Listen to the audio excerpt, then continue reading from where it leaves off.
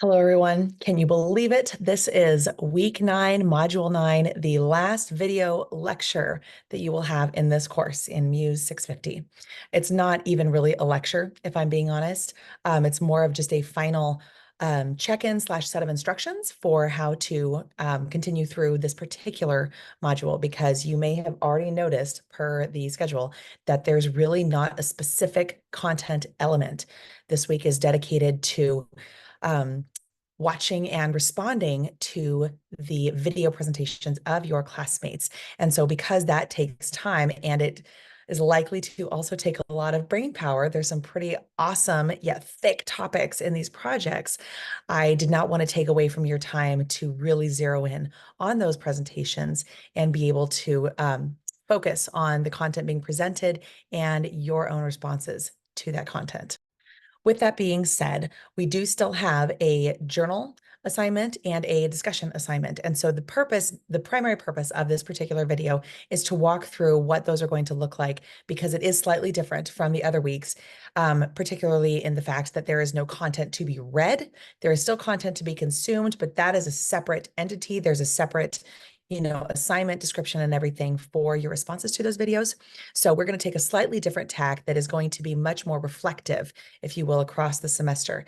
And so what I'm going to do actually is pull up the semester schedule and revisit some of these topics just to kind of help everybody regroup a little bit and remind us all of what we've looked at throughout the semester. So going back to that very first week, we talked about your philosophies, and you guys wrote brief descriptions of your own philosophy of music education, and how your experience plays into that, what kinds of music you think should be in schools, who should be teaching. And then it is entirely possible that as we went through different types of curriculum and different kinds of content that we would be delivering, you might either have found yourself unconsciously affirming things that you wrote in those initial philosophy statements, or perhaps adapting. If you were to rewrite that, don't worry, you're not going to rewrite it for me. But if you were to sit down and write that again, would you change some things? Would you say things differently? Would you expand on things? Would you perhaps cut some things out? From there, we went on to policies and design structures, talking about kind of how we even get to a place of what is allowed, what is considered constructive in the classroom, what is accepted, what is perhaps less socially acceptable, or even to a specific community, what do they want to focus on?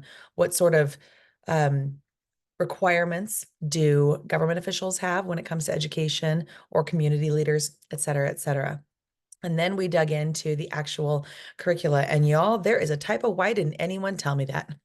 Literacy curricula. It's not a word. But then we started getting into different kinds of curricula, right? So literacy and looking at, sight reading versus theory versus rhythm versus you name it. We considered it. Stepping into multicultural curricula.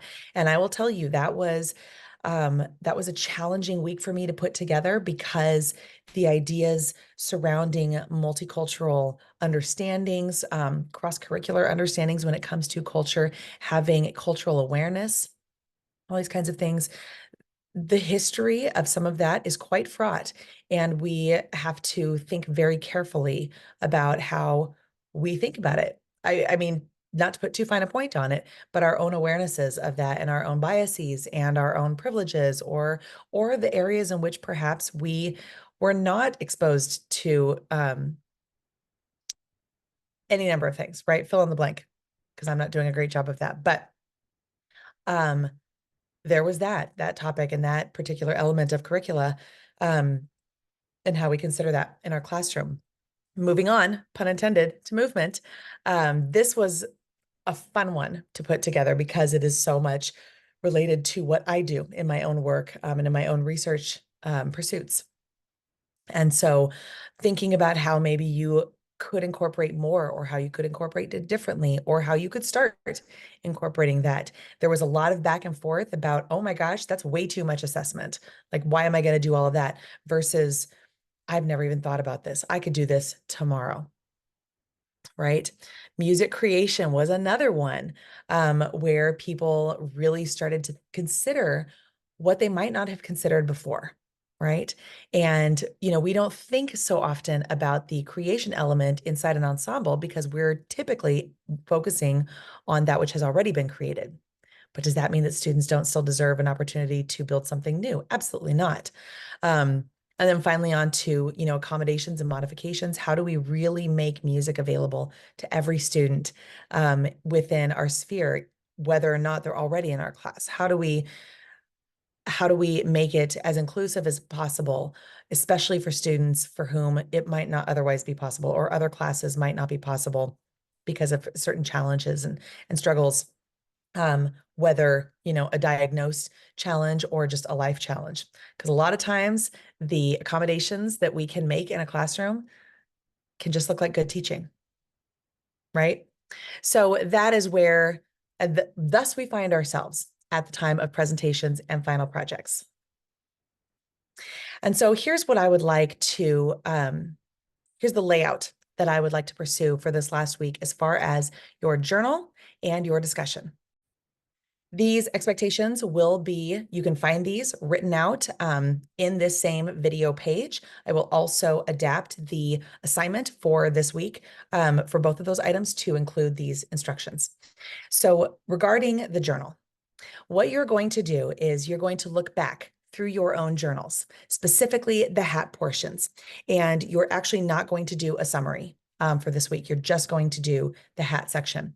And what I would like for you to do is pull out two of each category, two questions, two ahas, and two transfers from the semester, specifically in the curriculum weeks. So that means we're looking at literacy, multicultural, movement, creation. And was there not another one? At any rate. Nope, that was it. Those 4 areas. And you're going to pull from across the selection 2 questions, 2 insights, 2 transfers. And you're going to address those based on what else you have learned and discussed and read across the semester. I am not saying 2 per module. I am saying 2 total. So any of those, and these are going to be your questions. And what I would like you to then do is address those one at a time, either in where your thoughts have expanded, if you have new questions related to questions, if you have discovered new ways to transfer, and you might be answering some of these things or addressing some of these things based on what your peers have said in your discussions. I think that's great if that's how that comes together. So an example would be, let's say that I have a question out of my literacy journal that I have new questions about. We had discussion, I learned more, and I have some new questions. There's that. Maybe my second question is out of the movement curricula week. And I don't have questions about it now. Now I have resources and tools. All right, this was my question. Here's what I'm going to do next to build on the knowledge of that. Maybe maybe both of my insights are from the multicultural week. Cool, that's fine. What else do I now know about that aha? Maybe it's I've had this insight and here's what I'm going to do next to work on turning it into a transfer if I were to do this again. 2 of the transfers, maybe you've already, maybe in a studio setting, maybe in a community choir setting, a church choir setting, maybe you've already had opportunity to implement one of your transfers. You can talk about that. Or maybe it's just, I'm going to transfer this way, but I'd like to see it. I'd like to expand on that. Here's how I see it in a middle school setting versus a high school setting.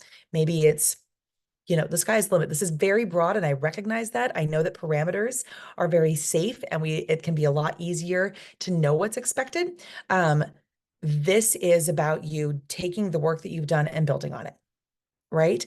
As we've gone through this term, I have tried to respond to provide feedback on some of those things, obviously not all of them, but use your own experience throughout the term. Consider feedback that I've given you if it is applicable to the particular things you're pulling out. Consider discussions that you've had, because maybe you're pulling out an item that you didn't list in the discussion post, but somebody else did.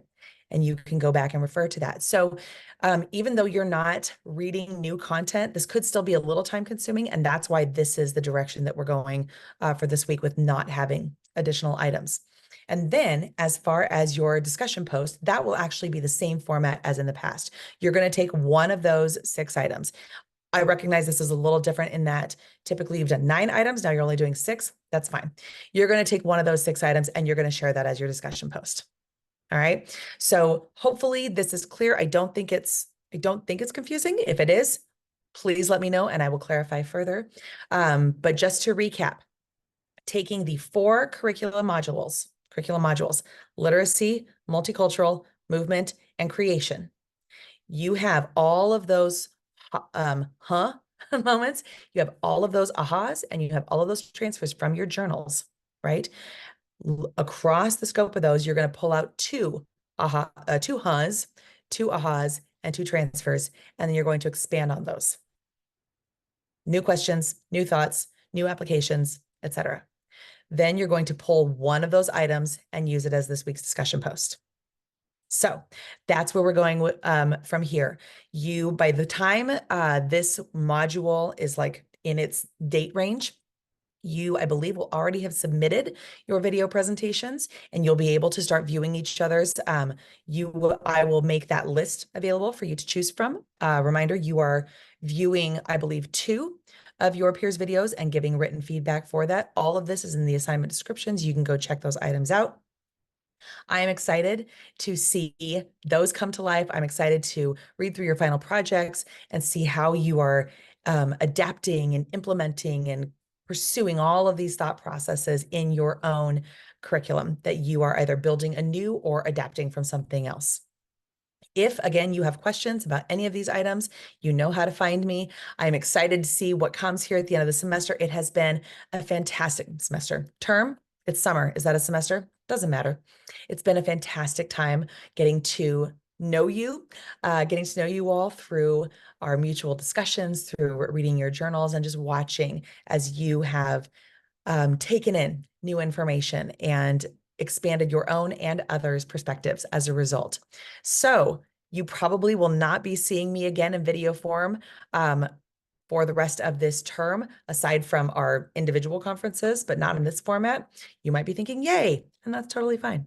All the best to you here at the end of the term. Thank you for an excellent term together. Be on the lookout for an opportunity to provide feedback on the course. I do appreciate when students are able to share what they appreciated about a course, whether it be layout, content structure, et cetera, and also constructive feedback for things that could be improved in a future iteration of this course. So that should be forthcoming. In the meantime, everybody, enjoy the rest of your summer. All the best to you as you continue with your academic pursuits. Take care.